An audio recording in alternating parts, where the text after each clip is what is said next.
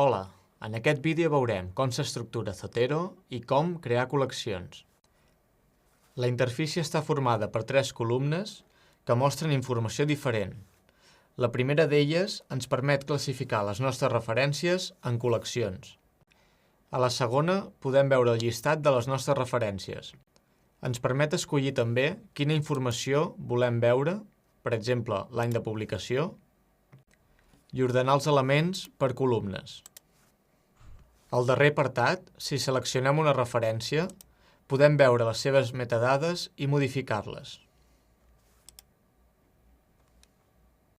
Per classificar les referències hem de fer clic a aquesta icona per crear una col·lecció nova.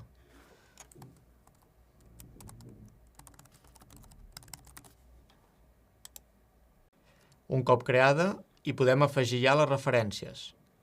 Si fem clic al botó dret sobre la col·lecció, podem crear subcol·leccions.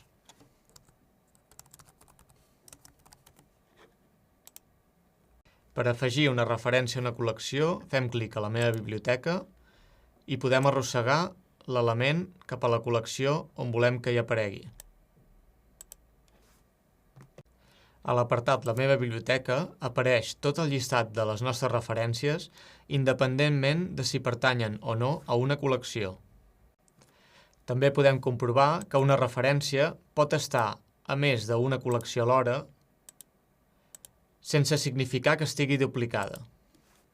Un últim aspecte a destacar és el visor de documents de Zotero. Si al costat de la referència apareix aquesta icona, això significa que, adjunt amb la referència, hi ha l'arxiu amb el cos complet de l'article o document. Si fem doble clic a la referència, accedirem en aquest document. En aquest cas és un PDF. Podem interactuar amb aquest document, per exemple, afegint-hi text o afegint-hi notes. En aquest cas, afegim una nota sobre el nom d'aquest autor.